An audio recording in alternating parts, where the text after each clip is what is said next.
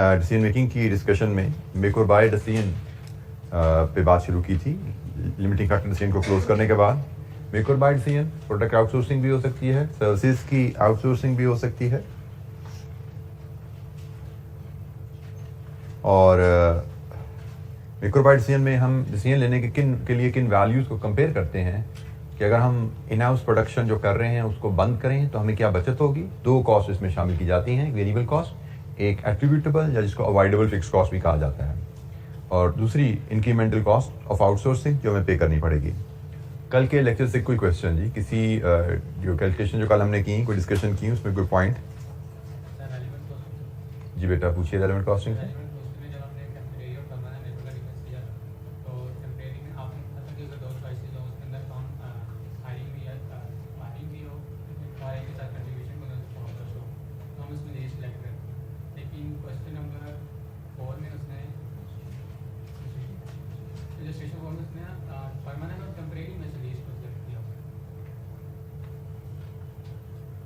Illustration number 4 हमने class में नहीं की थी क्या?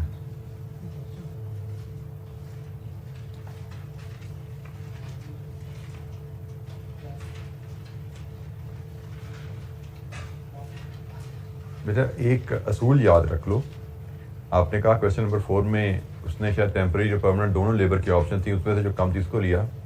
असूल बड़ा सीधा सा, मैंने पहले भी जुमला बोला हुआ है कि ये जो ट्री आपको दिए गए हैं ये आपको एक गाइडलाइन के तौर पे थोड़ा सोच डेवलप करने के लिए दिए गए हैं। Ultimately what you have to learn to think like a businessman कि भाई मैं कारोबार कर रहा हूँ, मैं क्या करूँगा। तो आपके ख्याल में एक लेबर आपको, पहली बात, अगर आपने एडिशनल लेबर हायर करनी है, if labour has to be hired, वो परमानेंट है या टेम्परेरी है। रेलेवेंट कॉस्ट क्या होती है? Cost of hiring. अब आपने एक जॉब के लिए लेबर हायर करनी है, आपको टेम्परेरी भी लेबर अवेलेबल, आपको परमानेंट भी अवेलेबल है, हायर ही करनी है ना, कौन सी हायर करना चाहोगे? खत्म होगी बात, ठीक है। वो एक गाइडलाइंस आपको दे दी गई हैं। असल मकसद आपका जहन में आदत पड़े कारोबारी बंदे की तरह सोचने की। 2 + 2 4 मक्खी पे मक्खी मारना सिखाना ये आपका मकसद नहीं है। मकसद है दिमाग इस्तेमाल करना सीखो। भाई तुम कारोबार कर रहे हो, तुम क्या करोगे? तो असूल बड़ा सीधा सा, भाई जहाँ पैसे बचते हैं तो वही काम करोगे ना, ठीक है। ट्री लग रहा नहीं लग रहा, साइड पे कर दो, लग रहा लगा लो, नहीं लग रहा साइड पे कर दो। पैसे कहाँ बचते हैं? कुछ बेसिक उसूल बता दिया। History is irrelevant, historic cost is irrelevant, non cash cost irrelevant, except depreciation की थोड़ी सी बात की थी हमने। प्राइमरी इफेक्ट इज कि भाई मैं फैसला करूंगा मेरी जेब पे बोझ क्या है, दैट इज रेलेवेंट। पर 2 ऑप्शन हैं, तो जहां पे कॉस्ट कम है वो आप चूज करोगे, ठीक है। अच्छा, इलस्ट्रेशन 7 जरा देखते हैं, ये मेक और बाय डिसीजन के ऊपर। आउटसोर्सिंग, मेक बाय बाय और आउटसोर्सिंग डिसीजन, बड़ी सिंपल सी एक इलस्ट्रेशन है। Determine whether any of the component should be bought in from the external supplier. 4 components की कहानी है, क्या इनमें से कोई कंपोनेंट सप्लायर से खरीदना चाहिए। Rizwan Limited makes 4 components W, X, Y and Z, and the associated annual costs are as follows. Production volume, सालाना कितने यूनिट्स बनाते हैं आप, चारों प्रोडक्ट्स के वो बताए गए हैं। यूनिट वेरिएबल कॉस्ट का डाटा, ये यूनिट वेरिएबल कॉस्ट का डाटा जी, material, labour, variable production overheads total, लेकिन ये वेरिएबल कॉस्ट है। इसके बाद fixed cost directly attributable. Then you have unit prices of an external supplier, जो आपको WXYZ की प्राइसेस कोड की गई है। अगर ये आपको सिखाने के लिए फिर एक जुमला लिखा गया जो मैं पहले ही आपको बता चुका हूं, directly attributable fixed cost are cash expenditure that are directly attributable to each individual component avoidable. Directly attributable से मराद जो खास इस प्रोडक्ट के बनाने की वजह से खर्चे हैं। फिक्स्ड ओवरहेड्स और भी हैं, मे भी जैसे हमने कहा फैक्ट्री का रेंट होगा, फैक्ट्री मैनेजर की सैलरी होगी, फिक्स्ड ओवरहेड और भी हैं, लेकिन डायरेक्टली एट्रीब्यूटेबल फिक्स्ड कॉस्ट से मुराद होती है जो खास तौर पे इस प्रोडक्ट की वजह से हो रहे हैं, और प्रोडक्ट बंद होंगे तो ये बंद हो जाएंगे। उसके लिए एग्जामिनर ने आपको ये वर्ड अवॉइडेबल जो मैंने कल आपसे शेयर कर लिया था बता दिया। अच्छा जी, determine whether any of components should be bought in from the external supplier. इसको असेस करने के 2 तरीके हैं, प्रेजेंटेशन है, जैसे मर्जी आप कर लें। असूल वही है कि हम देखेंगे अगर हम प्रोडक्शन बंद करते हैं हमारी सेविंग क्या है। सेविंग हमारी होती है जी वेरिएबल कॉस्ट और एट्रीब्यूटेबल फिक्स्ड कॉस्ट, ये हमारी सेविंग होती है। और अगर हम प्रोडक्शन बंद करके आउटसोर्स करेंगे तो आउटसोर्सिंग में हमें कितनी पेमेंट करनी पड़ेगी, तो वो तो प्राइस टू बी पे टू द सप्लायर होती है। अच्छा, इसमें 2 तरीके हैं। एक, हम per unit variable cost plus per unit attributable cost को सम करें और उस सेविंग को पर यूनिट कॉस्ट से कंपेयर कर लें। एक ये तरीका हो सकता है। दूसरा एनुअल बेसिस पे भी हो सकता है। ये सालाना कॉस्ट है और ये फिर सालाना कॉस्ट जो सेव होगी वो है ना, इस यूनिट कॉस्ट को भी इससे मल्टीप्लाई कर दें, ये भी सालाना सेविंग हो जाएगी।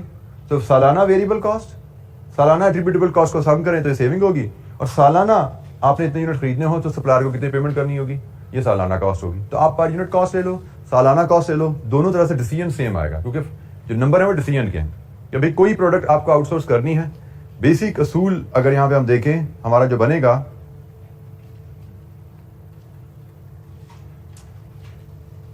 चार प्रोडक्ट्स के लिए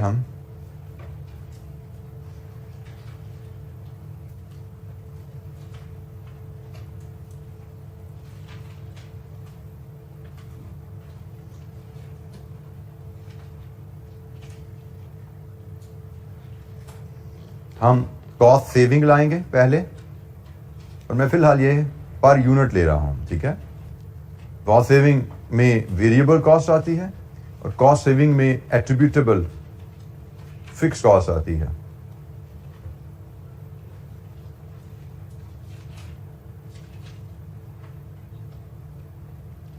फिर इसको मैं कंपेयर करूंगा कॉस्ट ऑफ आउटसोर्सिंग के साथ।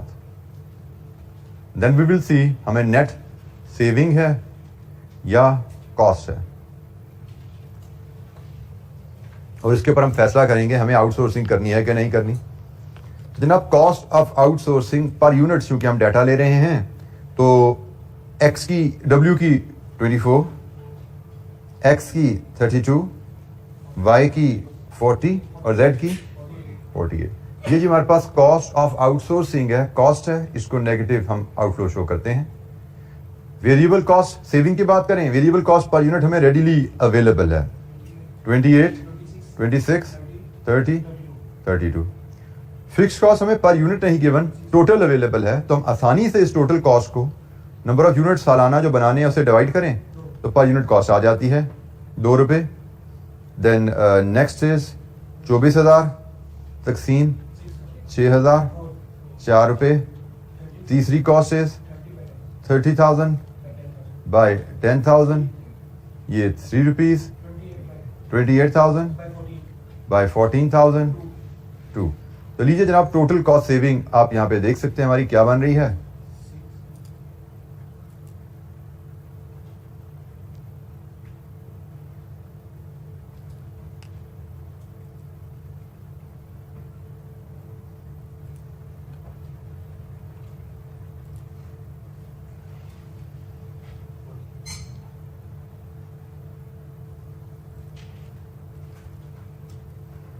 जहाँ पे इसके टोटल सेविंग ले लें तो ये 30 है, ये भी 30 है, ये 33 है, ये 34 है। तो यहाँ पे अब हम नेट देखते हैं। नेट में 6 की सेविंग है और नेट में 2 का लॉस है, नेट में 7 का लॉस है, नेट में 14 का लॉस है। सो यहाँ से हम जो चीज़ देखते हैं कि ओनली क्या डिसीजन है हमारा, only W should be outsourced. Only W should be outsourced.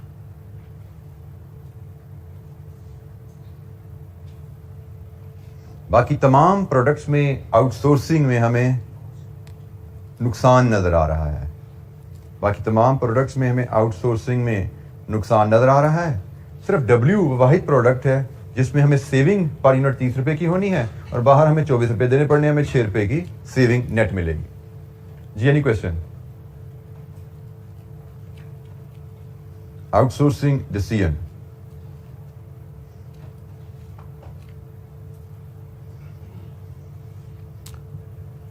Make और बाय डिसीजन आइडेंटिफाई किया, असूल हमने आइडेंटिफाई किया, कॉस्ट सेविंग को कॉस्ट ऑफ आउटसोर्सिंग से कंपेयर करना है। ये कंपैरिजन पर यूनिट बेसिस पे भी हो सकता है, ये कंपैरिजन सालाना कॉस्ट की बेसिस पे भी हो सकता है। दोनों बेसिस पे आप कंपैरिजन कर सकते हैं। डिसीजन आपका यही आएगा, only W should be outsource.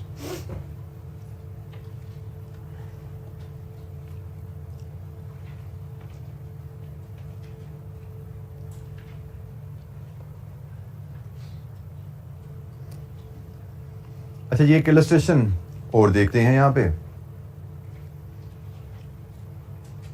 Illustration number 9।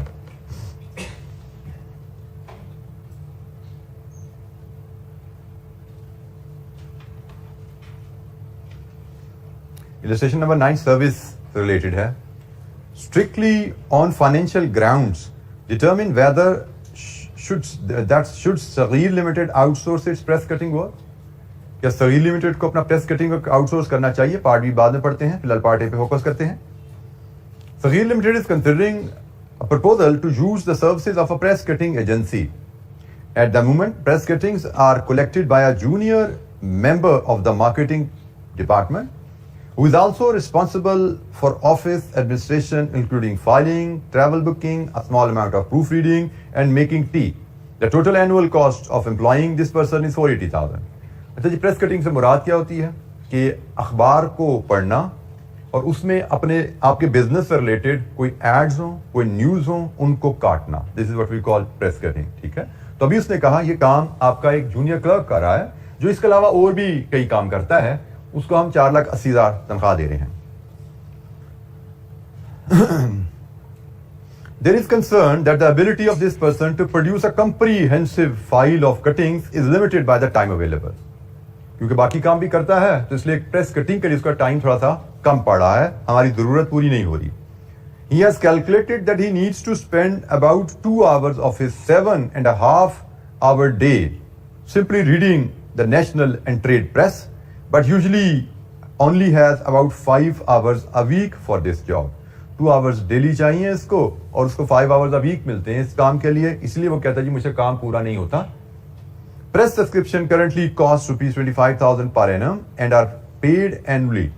Press subscription मतलब जो अखबारें और मैगजीन्स आप पढ़ने के लिए लेते हैं, जिसमें से कटिंग निकाली जाती हैं, उसके लिए भी कंपनी 25,000 सालाना पे करती है।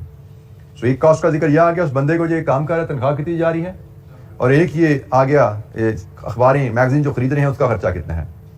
The assistant makes use of a small microfiche device for storing cutting. मतलब कटिंग को फिजिकली स्टोर नहीं किया जाता, एक डिवाइस में स्कैन करके गालबन स्टोर किया जाता है। The cutting are sent to specialist firm once a month to be put on to device. Storage device पे स्कैन करके स्टोर करने के लिए किसी एजेंसी को भेजा जाता है। Sagir pays 3,500 each month for this service. Employee काटता है खबरें और एड्स, सारे महीने की चीजें इकट्ठी की, अपनी डिवाइस के साथ एक सर्विस ऑर्गेनाइजेशन को भेजा, जिसने उनको स्कैन करके सेव कर दिया उस डिवाइस पे, और उस फर्म को भी महाना 3500 पे किया जाता है। The microfiche reader is leased at a cost of 2500 per calendar month. जो रीडर है उस डिवाइस का, सारी बात है, डिवाइस आपने स्टोर से करवा लिया, कल को फिर रीड भी करनी पड़ती है, इंफॉर्मेशन पढ़नी भी होती है, उसके लिए रीडर चाहिए। वो उसने कहा जी 2500 रुपए का आप पर मंथ उसकी लीज आप पे करते हैं। The lease has another 27 months to run. मैंने आपको पहले भी बोली, फिर मैं एम्फसाइज करवा दूं कि जब तक आप कारोबार को समझोगे नहीं, ट्रांजैक्शन को समझोगे नहीं, हो क्या रहा है, कहां से पैसे आ रहे हैं, कहां को जा रहे हैं, क्या एक्शन स्टेप है, क्या प्रोसेस है, जब तक आप ये चीजें नहीं समझोगे, आप कारोबार को नहीं समझोगे, आप कभी अच्छा फैसला नहीं कर सकते। तो सिर्फ जमा तफरीक के लिए चीजों को नहीं पढ़ना होता, नेचर, कहानी क्या है, उसको समझने के लिए पढ़ना ज्यादा जरूरी है। नंबर्स भी हमने उठाने हैं बीच में से, लेकिन नंबर रेलेवेंट कौन से हैं, वो कहानी समझ आएगी तो पता लगेगा ना। कहानी को अच्छे अंदाज से पढ़ेंगे, समझेंगे, तो ही पता लगेगा कौन सा रेलेवेंट नंबर है, किसको हमने अपनी कैलकुलेशन में शामिल करना है। तो जनाब ये से कहा जी वो जो डिवाइस का रीडर भी हमें चाहिए होता है इसी काम के लिए, वो लीज पे लिया हुआ हमने। The cutting service agency has proposed an annual contract at a cost of 55,000। ये जी आउटसोर्सिंग कंपनी आ गई बीच में। Several existing users have confirmed their satisfaction with their receipt. आपने मार्केट में पता किया, इस कंपनी के सर्विसेज से काफी लोग मुतमईन हैं। अब again strictly on financial grounds determine should Sagir limited outsource its press cutting work. क्या वो अपना प्रेस कटिंग वर्क आउटसोर्स करे? रूल बड़ा सीधा सा है कि आउटसोर्स करेंगे तो हमें बचत क्या होगी, आउटसोर्स करेंगे तो हमें पे क्या करना पड़ेगा। ठीक है, तो हम जरा फॉर्मेट के तहत डाटा एक्सट्रैक्ट करते हैं। हम कहते हैं जी कॉस्ट सेविंग हमें क्या मिलनी है, और ये यहाँ पे चूंकि पर यूनिट डाटा है ही नहीं, एनुअल डाटा है, तो हम इसको एनुअल लेके चलेंगे। कॉस्ट सेविंग हमारी एनुअल क्या होने वाली है, और कॉस्ट ऑफ आउटसोर्सिंग हमारी क्या है। कॉस्ट ऑफ आउटसोर्सिंग तो सिंपल एक फिगर उसने दी हुई है, कितनी है 55,000, ये तो एक फिगर है। अब कॉस्ट सेविंग हम देख लेते हैं और देखेंगे फिर हमें नेट में कॉस्ट पड़ी है या नेट में हमें सेविंग मिल रही है? तो starting with the existing cost, उसी में से देखना ना कुछ बचत हो रहा है कि नहीं हो रहा हमारा। तो हमारी जो एग्जिस्टिंग कॉस्ट है उसमें 4 चीजें आ रही हैं। एक सैलरी है, एक सब्सक्रिप्शन है, एक 3500 रुपये पर मंथ स्प्रेस कटिंग को डिवाइस पे राइट करवाना है, और एक लीज रेंटल है उस डिवाइस की रीडर का। Starting with the salary, will salary be saved? अगर हम प्रेस कटिंग वर्क आउटसोर्स करेंगे तो क्या हमारी सैलरी बच जाएगी? आंसर इज नो, क्योंकि वो बंदा और भी काम करता है। सैलरी तो सिर्फ उस वक्त बचती जब हमें कहा जाता कि या तो हम इस बंदे को फारग कर देंगे, या कहा जाता इस बंदे की तनख्वाह हम कम कर देंगे जब हम ये काम उससे लेंगे। तो ऐसा कोई जुमला लिखा हुआ उसने? मतलब ये तो उसने बता दिया ये बंदा सिर्फ एक काम नहीं करता, 2 काम, कई काम करता है। अगर तो ये भी लिखा होता ना सिर्फ इसी काम के लिए रखा हुआ है, फिर अंडरस्टूड था, इसी काम के लिए रखा था, जब ये काम बंद तो बंदा फारग। लेकिन उसने कहा इसके अलावा और भी बहुत काम करता है। इसका मतलब इस काम को बंद होने से उसको फारिग नहीं कर सकते आप।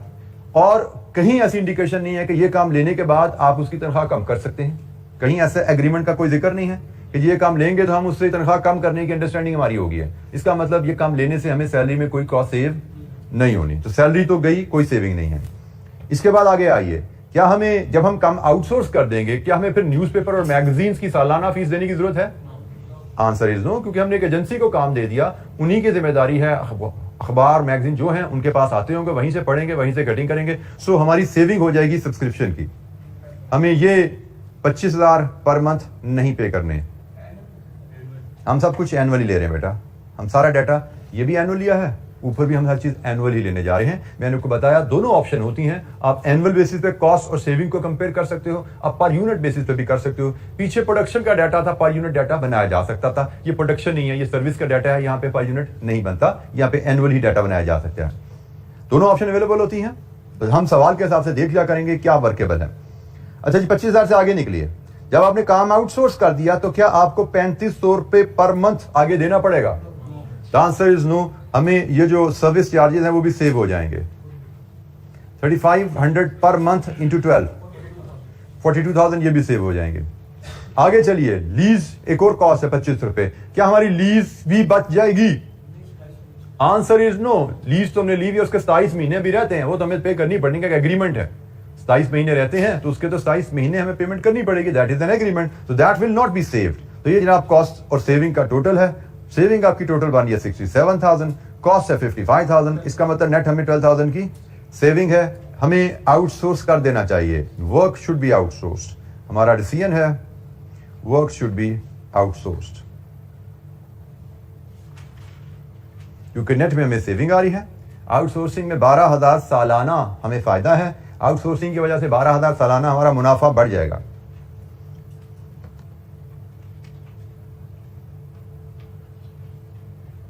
Any question?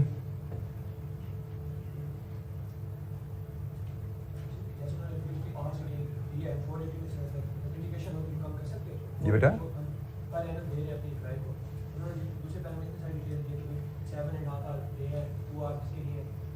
बेटा लेकिन उसने कहीं ये नहीं बोला कि आपका उससे कोई ऐसा एग्रीमेंट है कि अगर आपसे काम ये लेंगे तो आप उसकी तनख्वाह कम कर सकते हैं। ऐसी कहीं इंफॉर्मेशन नहीं है। तो in the absence of information आप खुद कोई चीज अज्यूम नहीं करोगे अनलेस क्लियर इंडिकेशन दी जाए। उसने यहां लिखा होता कि salary is based on the hours of daily work. अगर ये जुमला लिख देता कि जो डेली वर्क के ऊपर उसकी सैलरी बेस्ड है, और फिर नीचे उसने लिखा हुआ है कि 7.5 घंटे उसके दिन में होते हैं और 1 घंटा बाकी कामों पर जाता है, तो आपको पता लग गया भाई 7.5 में से 1 घंटा हमने फारग कर दिया तो तनख्वाह कम की जा सकती है, 1/7.5 उसकी काम की जा सकती है। तो अगर वो इंडिकेशन दे आपको क्लियर कट, ये क्लियर कट इंडिकेशन है कि सैलरी का ताल्लुक डेली वर्किंग आवर से है और हम 2 घंटे का काम उसे लेना चाह रहे हैं, तो अंडरस्टूड है, सैलरी भी कम हो जाएगी उसकी। लेकिन यहाँ पे ऐसी कोई इंडिकेशन नहीं है कि सैलरी का ताल्लुक आवर्स वर्क है। उसने कहा सैलरी का एनुअल उसे कॉन्ट्रैक्ट जो है, एनुअल कॉस्ट जो है 4,80,000 है और वो ये काम करता है। खत्म होगी बात जी। एनी क्वेश्चन, कोई सवाल?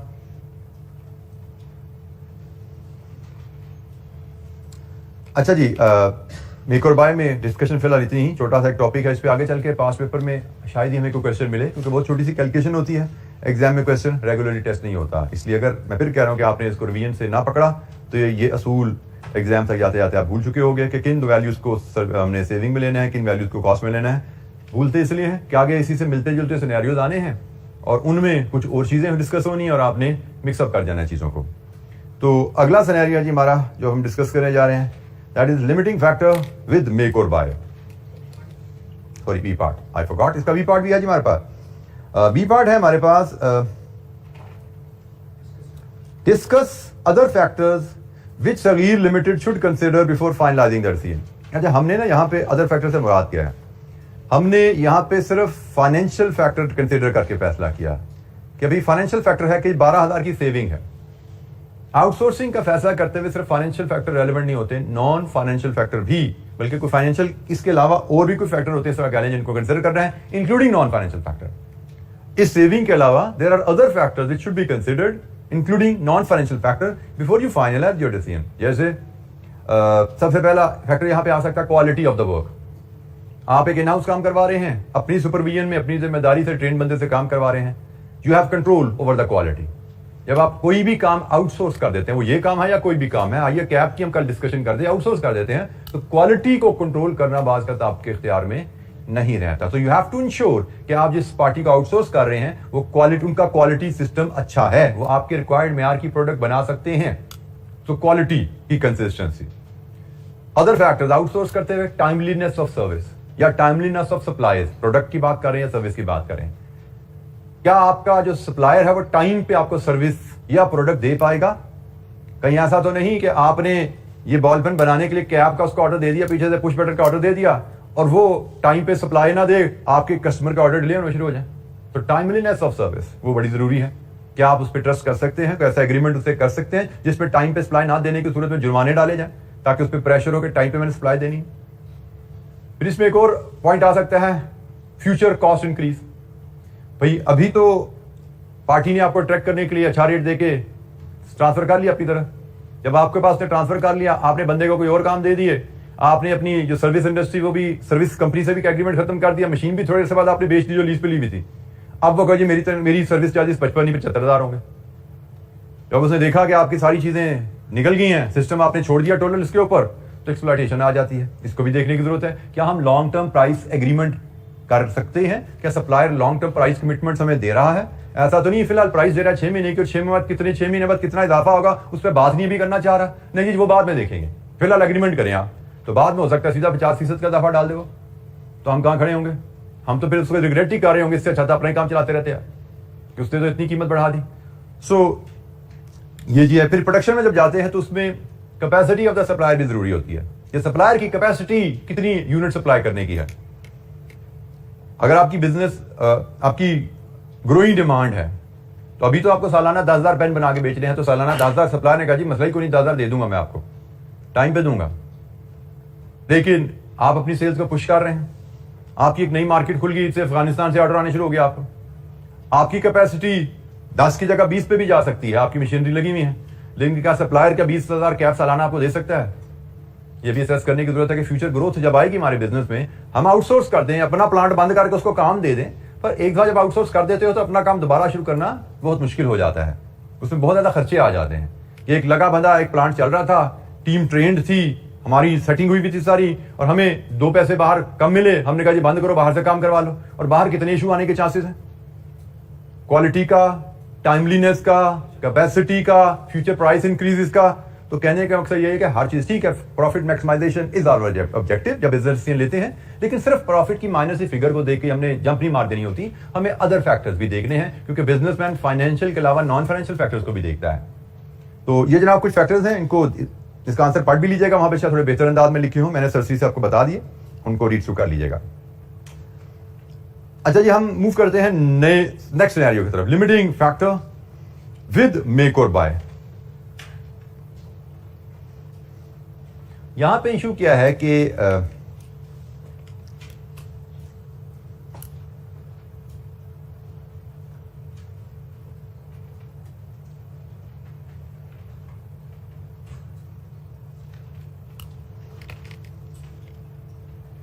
ये इसको मुझे लगता है मैं सामा इसको अपडेट करना भूल गया, नोट्स में मैंने ये स्टेटमेंट अपडेट की थी, मैं नोट्स से ही पढ़ता हूं आपके सामने।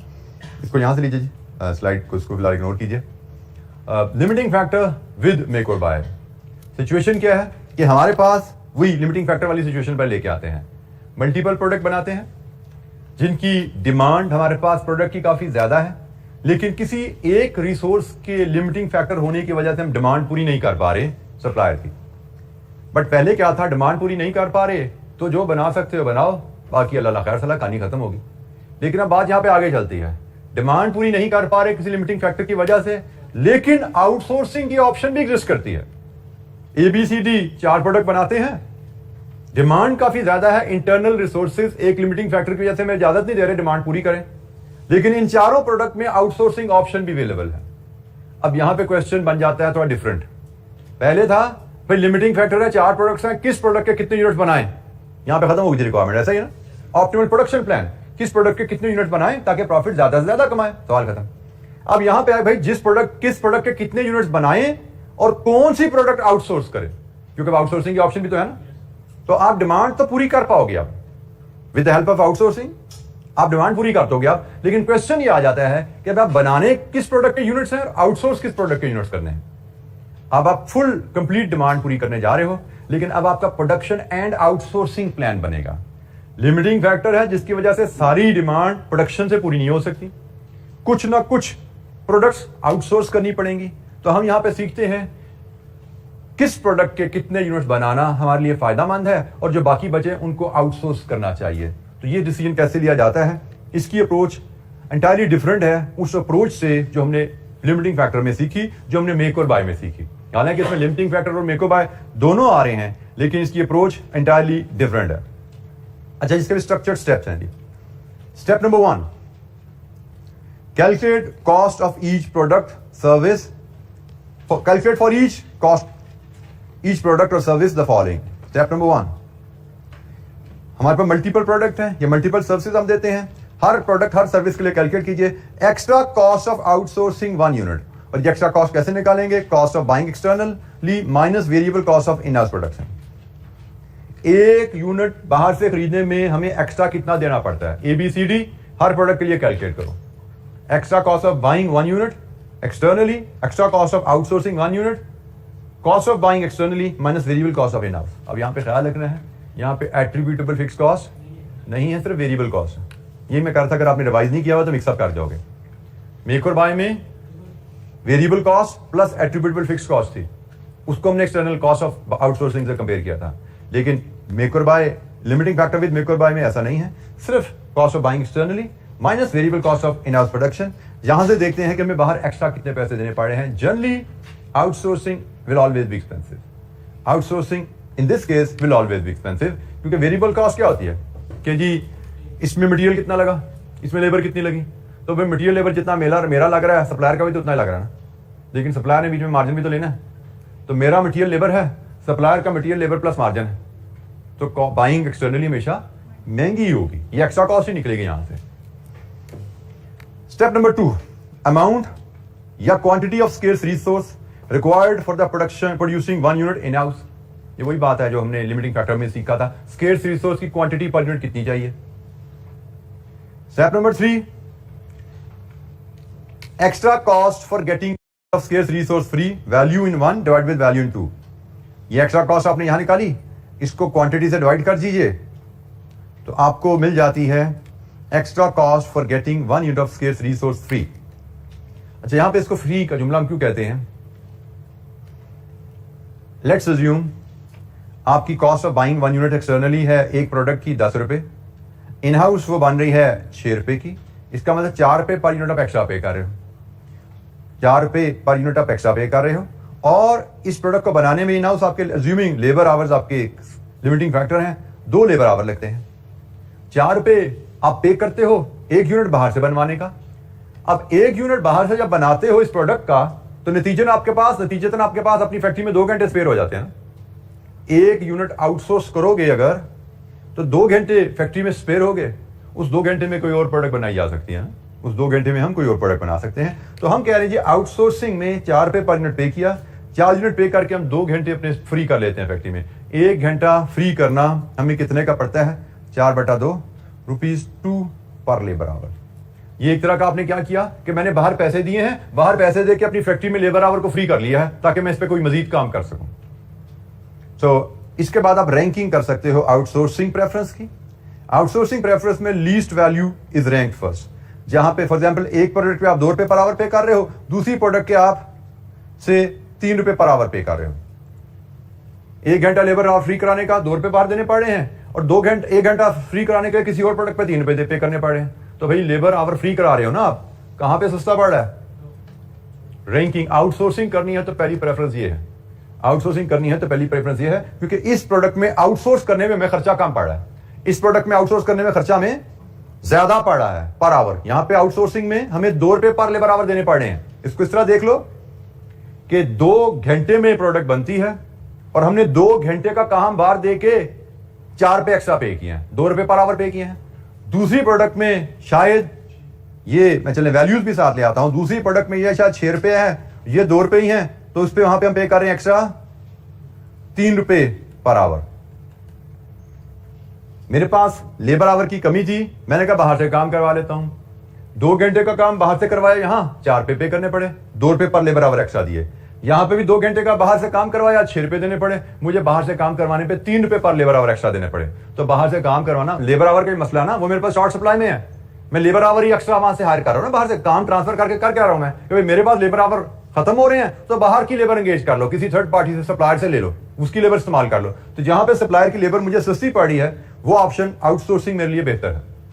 तो अगर हमें आउटसोर्सिंग के हिसाब से रैंकिंग करनी है तो लीस्ट वैल्यू को रैंक फर्स्ट करते हैं, लेकिन बाय द वे नॉर्मली हम क्वेश्चन में आउटसोर्सिंग नहीं, इन हाउस प्रोडक्शन के लिहाज से रैंकिंग करते हैं, और इन हाउस में highest values rank first. In house के हिसाब से इसकी प्रेफरेंस पहली है, क्योंकि इसको आउटसोर्स करना महंगा है ना, तो जिस प्रोडक्ट को आउटसोर्स करना महंगा है उसको इन हाउस बनाना सस्ता है, इन हाउस बनाना अच्छा है बिजनेस के लिए।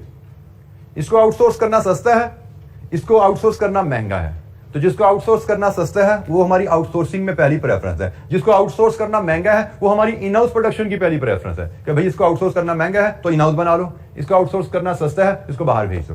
तो रैंकिंग हमें अगर आउटसोर्सिंग के हिसाब से करनी है तो लीस्ट वैल्यू जो हमने स्टेप नंबर 3 में निकाली वो रैंक फर्स्ट होगी। आउटसोर्सिंग अगर हमें इन हाउस प्रोडक्शन के हिसाब से करनी है तो highest value is rank first. Ranking की जाती है, उस रैंकिंग के मुताबिक फिर आप प्रोडक्शन एंड आउटसोर्सिंग प्लान बनाते हैं। तो ये जनाब हमारे स्टेप्स हैं। स्टेप नंबर 4 के बाद आपका जो आखिरी स्टेप यहाँ पे जो आप कह सकते हैं मिसिंग है, हम यहाँ पे चले मैं मैनुअली ऐड करता हूं, that is prepare production and outsourcing plan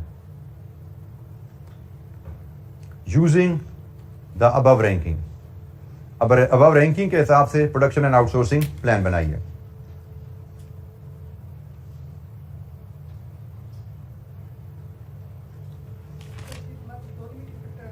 ji limiting factor बेटा तो एक ही है ना, सिंगल लिमिटिंग फैक्टर लेबर। दूसरा लिमिटिंग फैक्टर कहां पे आया? इन हाउस क्या कर रहे हैं?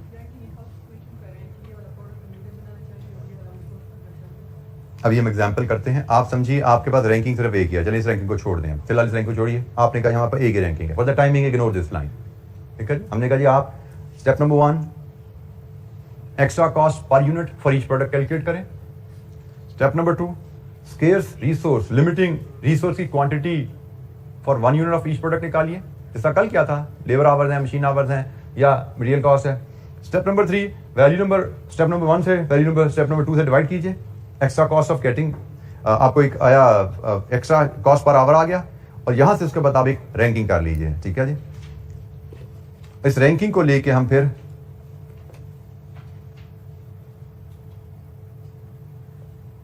प्रोडक्शन एंड आउटसोर्सिंग प्लान बना लेंगे।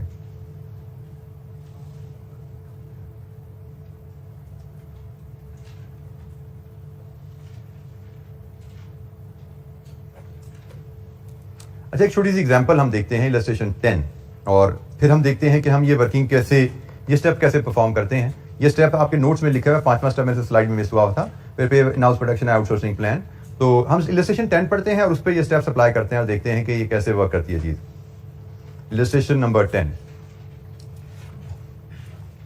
अच्छा जी, यहाँ पे लिखा है विच सर्विसेज या सर्विस शुड बी सब कॉन्ट्रैक्टेड। तो एक and what will be the total cost of performing the budgeted job. सवाल पढ़ते हैं फिर मजीद इस पर डिस्कशन करते हैं। Hafeez limited is a company engaged in cleaning business. It provides 3 services: daily home cleaning, cleaning of furniture and carpets, and minor repairs. ये 3 services हैं जी, daily home cleaning, cleaning of furniture and carpets, and minor repairs. However, it has insufficient resources to do all the work available. Insufficient resources, limiting factor. And wishes to use a subcontractor, make or buy, outsourcing. अब इस जुमले में उसने बता दिया कि 2 मसाइल का सामना है, एक लिमिटिंग रिसोर्स है और दूसरी आउटसोर्सिंग की ऑप्शन भी है. तो लिमिटिंग फैक्टर विद मेक और बाय इस जुमले से आपको पिक हुआ कि प्रॉब्लम क्या है यहाँ पे, जिसमें हमें डिसीजन मेकिंग को कहा जा रहा है. However, it has to take on some of the work. Sub contractor की ऑप्शन कंसीडर कर रहे हैं. Information relating to different types of work is as follows. तीनों सर्विसेज के बारे में उसने कुछ डाटा दिया है. Average labour hours per job कितने लगते हैं, वेरिएबल कॉस्ट पर जॉब क्या है, बजटेड नंबर ऑफ जॉब मतलब कितने क्लाइंट्स हैं आपके पास हर जॉब के, एंड सब कॉन्ट्रैक्टर की कोट क्या है. आप इन हाउस करोगे होम क्लीनिंग तो पर जॉब वेरिएबल कॉस्ट 240 है, और यही जॉब आप आउटसोर्स करोगे तो पर जॉब 320 रुपए आपसे सब कॉन्ट्रैक्टर चार्ज कर रहा है. This is the variable cost of doing job in house. This is the price offered by the sub contractor. There are 3200 labour hours available. तो जनाब हमने सबसे पहले उसने पूछा जी कौन सी सर्विसेज आउटसोर्स करनी है. एक असूल याद रखिएगा, जब आप कोई कारोबार कर रहे हैं, इस केस में जैसे हम बात कर रहे हैं कि हमारे पास ऑप्शन है, एक काम हम इन हाउस भी कर सकते हैं और एक काम हम आउटसोर्स भी कर सकते हैं. डाटा से बड़ी ऑब्वियस चीज नजर आ रही है कि हर प्रोडक्ट में इन हाउस काम हमें सस्ता पड़ता है, क्योंकि जैसे मैंने कहा आउटसोर्सिंग में तो सप्लायर ने मार्जिन भी कमाना है ना, आपके सब कॉन्ट्रैक्टर ने प्रॉफिट भी कमाना है. आपकी तो इन हाउस सिर्फ वेरिएबल कॉस्ट ही लगनी है, फिक्स कॉस्ट का ताल्लुक नहीं होता एक्टिविटी से, सिर्फ वेरिएबल कॉस्ट ही लगनी है, और यहां पे सप्लायर ने मार्जिन भी कमाना है. तो ये तो आपकी कॉस्ट कम होनी है. This is how it's going to be in real life. Question में भी ऐसा ही आने वाला है. तो to the extent of hours available हमें सब काम खुद करने की कोशिश करनी है. हमें सब काम खुद करने की कोशिश करनी है, और सब काम खुद करने के बाद जब टाइम खत्म हो जाएगा, जो बच जाएगा वो आउटसोर्स में जाएगा. तो उसने हमसे ये पूछा है आउटसोर्स क्या करना है. तो भाई आउटसोर्स वो करेंगे जब 32,000 आवर्स हम अपने इस्तेमाल कर लेंगे, फिर जो काम बच जाएगा वो आउटसोर्स कर देंगे. इसमें फॉर द टाइमिंग जैसे मैंने आपसे कहा था, इस जुमले में से ना आप ये पॉइंट नंबर 4 में से ये रैंकिंग फिलहाल आप काट दीजिए. मैंने स्लाइड पे भी काटा था. पॉइंट नंबर 4 में से ये पहला जुमला आप काट दीजिए, क्योंकि मैंने आपसे बोला हमें जब भी इस तरह के डिसीजन लेने हैं, हमें सबसे पहले इन हाउस रिसोर्सेज को यूज करके प्रोडक्शन करनी है. जब हमारे इन हाउस रिसोर्सेज आवर्स खत्म हो जाएंगे, फिर जो बचेंगे वो आउटसोर्स के लिए हम जाते हैं, क्योंकि इन हाउस प्रोडक्शन हमेशा हमारे लिए फायदेमंद रहेगी इस केस में. तो जनाब इलस्ट्रेशन 10 के रेफरेंस से अब हम स्टेप वाइज चलें. स्टेप नंबर 1, हर जॉब के लिए 2 वैल्यूज को कंपेयर करके एक्स्ट्रा कॉस्ट पर यूनिट निकालिए, और वो 2 वैल्यू कौन सी हैं, 1 2. तो जनाब हमारे पास 3 जॉब्स हैं, तीनों को लेके हम ये एनालिसिस शुरू करते हैं. Illustration number 10, 3 jobs,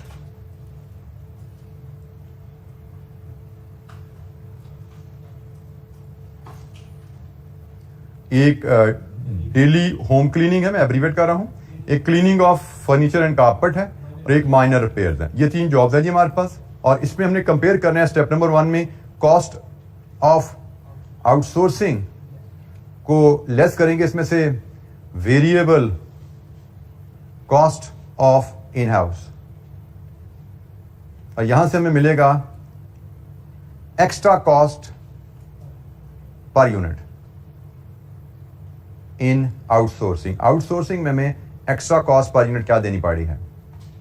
so 1 by 1, daily home cleaning outsourcing 320, in house 240, extra cost 80.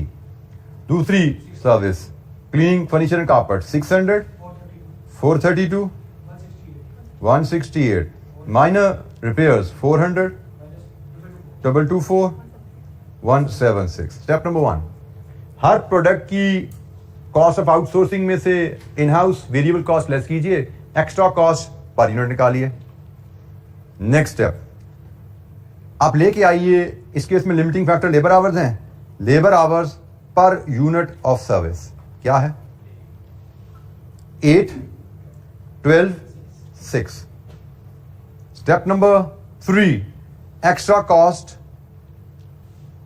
पर लेबर आवर बना लीजिए, जो कि बनेगी ए और B, A divided with B, 10, 14 जी 29.3। अब इसकी बेस पे आप करेंगे प्रोडक्शन प्रेफरेंस, और हमने कहा प्रोडक्शन प्रेफरेंस फर्स्ट कहां पे है, यहां पे हाईएस्ट वैल्यू है 1, 2 एंड 3। कल भी हमने प्रोडक्शन प्रेफरेंस की थी, कल भी प्रोडक्शन प्रेफरेंस की बेसिस थी, लेकिन वहां पे कंट्रीब्यूशन पर लिमिटिंग फैक्टर, वहां पे बेसिस थी कंट्रीब्यूशन पर लिमिटिंग फैक्टर, यहां पे बेसिस है एक्स्ट्रा कॉस्ट पर लिमिटिंग फैक्टर। वहां पे कंट्रीब्यूशन पर लेबर आवर निकाल के हमने प्रेफरेंस बनाई थी जब सिर्फ लिमिटिंग फैक्टर का सिनेरियो था। यहां पे हम एक्स्ट्रा कॉस्ट पर लिमिटिंग फैक्टर के हिसाब से प्रेफरेंस कर रहे हैं। वहां पे भी असूल यही था, highest value rank first for in house production. यहां पे भी असूल वही है कि highest value rank first for in house production. Ranking आपकी जब हो गई, इस रैंकिंग के हिसाब से अब आप अपना प्लान कर सकते हैं। अभी हमारा पार्ट ए ही चल रहा है जी। उसने हमसे पूछा आउटसोर्स क्या करना है, तो आउटसोर्स तो वो करेंगे ना जो इन हाउस बनाने के बाद बचेगा। तो हमारे पास रैंकिंग आ गई है। इस रैंकिंग के बाद हम शुरू करेंगे सबसे पहले इन हाउस प्रोडक्शन प्लान। इन हाउस प्रोडक्शन प्लान बनाते हैं जी हम। वो तरीका वही है जी, रैंकिंग के मुताबिक प्रोडक्शन प्लान बनाना, जैसे कल सीखा था। बात शुरू होती है जी अवेलेबल लेबर आवर से, जो कि है 32,000। सबसे पहले आपने माइनर रिपेयर्स को सर्विस देनी है। माइनर रिपेयर्स की डिमांड आपके पास है 1280 यूनिट्स, और आवर्स लगेंगे 6 के हिसाब से कितने 7680। बाकी कितने बचे 24320। नेक्स्ट रैंकिंग आपकी, ये नंबर 1 हमने डील कर लिया। Number 2 cleaning of furniture and carpet. कितनी जॉब्स हैं 800, और 12 के हिसाब से हमारे पास सफिशिएंट टाइम है। तो नेक्स्ट हमने कहा जी cleaning of furniture and carpet 800 jobs हैं इनटू 12, 9600 आवर्स यहां गुजर गए। बाकी कितने बचे 14720।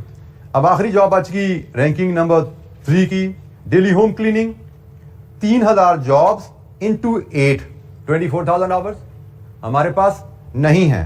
तो डेली होम क्लीनिंग की हम बैलेंसिंग फिगर निकालते हैं। भाई 14,720 लेबर आवर्स में 8 लेबर आवर पर यूनिट के हिसाब से कितने यूनिट्स 1840 यूनिट्स आप सर्विस दे सकते हैं। तो 14720 आवर्स यहां पे कंज्यूम हो गए। रैंकिंग के बाद जो आपके पास टाइम अवेलेबल है उसको in the order of ranking आपने यूज। लिमिटिंग फैक्टर में तो कहानी यहां पे खत्म हो जाती थी, लेकिन यहां पे सवाल क्या है, आउटसोर्स क्या करना है। तो आउटसोर्स वो करेंगे जो बच गया है। क्या बचा है, सिर्फ डेली होम क्लीनिंग के कुछ यूनिट्स। तो जनाब हमने कहा आउटसोर्सिंग प्लान जो हमारा बनता है, जो हमारे क्वेश्चन की रिक्वायरमेंट है, वो बनेगा जी सिर्फ डेली होम क्लीनिंग का आउटसोर्स करना है, और वो भी 3000 की डिमांड में से 1840 तो बना लिया हमने, 1160 यूनिट्स। ये है जी हमारा आंसर। उसने पूछा था आउटसोर्सिंग क्या करनी है, तो आउटसोर्सिंग हम वो करेंगे जो इन हाउस प्रोडक्शन के बाद बचेगा। तो इन हाउस प्रोडक्शन के बाद हमारे पास सिर्फ डेली होम क्लीनिंग के 1160 यूनिट्स बचे हैं। बाकी सारी डिमांड हमने इंटरनली फुलफिल कर ली है। मेक और buy with limiting factor. Question पढ़ते हुए आपने क्लियरली पिक करना है। लिमिटिंग फैक्टर हो तो उसकी कहानी और थी, कंट्रीब्यूशन पर यूनिट, कंट्रीब्यूशन पर limiting factor. Limiting factor with outsourcing option है तो यहां पे जनाब एक्स्ट्रा कॉस्ट पर लिमिटिंग फैक्टर, वहां से रैंकिंग है। तो बेसिस फर्क है रैंकिंग की, उस डिफरेंस के मुताबिक हमने सिनेरियो को आइडेंटिफाई करना क्रिटिकल हो जाता है। आपने इसको लिमिटिंग फैक्टर समझ के जल्दी में लिमिटिंग फैक्टर के स्टेप्स लगा दिए, 0 नंबर। अगर आपने जल्दी में इसको लिमिटिंग फैक्टर का सिनेरियो पकड़ा, 0 नंबर। आपने जल्दी में इसको मेक और बाय की ऑप्शन पकड़ ली कि ये तो मेक और बाय आउटसोर्सिंग ऑप्शन है, 0 नंबर। डिसीजन मेकिंग के क्वेश्चन में ये एक बड़ी अहम चीज होती है कि अगर आपने गलत रास्ता पकड़ लिया तो 0 पे हो। वैसे तो हर सवाल में भी गलत रास्ते पे चलोगे तो 0 हो जाएगा। सही रास्ते पे चलोगे, कुछ कदम ठीक उठाओगे, कुछ लड़खड़ाओगे तो भाई 100% नहीं आएंगे, 70 आएंगे, 60 आएंगे, नंबर मिलेंगे। लेकिन चल ही गलत तरफ रह गए तो 0 किसी भी टॉपिक पे। इसलिए डायरेक्शन लेना सही बड़ी जरूरी होती है, और वो डायरेक्शन लेने के लिए आपको रीडिंग, क्वेश्चन की रीडिंग हैबिट चाहिए। बार बार क्वेश्चन पढ़ते हैं तो फिर क्लिक होता है। जैसे हो सकता है, जैसे मैं बार बार बोल रहा हूं, पहली दफा पढ़ो आपको सिर्फ लिमिटिंग फैक्टर पे कोई 32,000 घंटे लेबर के हैं, खत्म हो गया, मेरा लिमिटिंग फैक्टर सवाल है। या देयर इज अ लाइक्लीहुड आप पढ़े हो आउटसोर्सिंग, सब कॉन्ट्रैक्टर, मेक और बाय, आपका दिमाग ही एक तरह का बंद हो जाता है, नैरो हो जाता है जब आप एक पॉइंट को पिक करके बैठ जाते हो। You have to keep your mind open while reading the question कि भाई अच्छा ये तो पॉइंट समझ आया, कुछ और तो नहीं है इसमें। ऐसा नहीं कि एक पॉइंट समझ आया सब शटर बंद कर दें दिमाग के। एक पॉइंट आया, पिक कर लिया, फिर ध्यान से पढ़ो, कोई और पॉइंट तो नहीं है जो हमें कंसिडर करना चाहिए। ओपनली पढ़िए, तो शायद एक पॉइंट पिक किया, दूसरा भी पिक कर जाओ और सही सिनेरियो समझ आएगा, तभी हम सही डायरेक्शन में चल पाते हैं। अच्छा जी, आज के लिए इतना ही। आगे अब अगले 2 दिन आपकी ऑफ है कॉलेज पॉलिसी के मुताबिक, तो इंशाअल्लाह हम मंडे को मिलेंगे to carry on with decision making.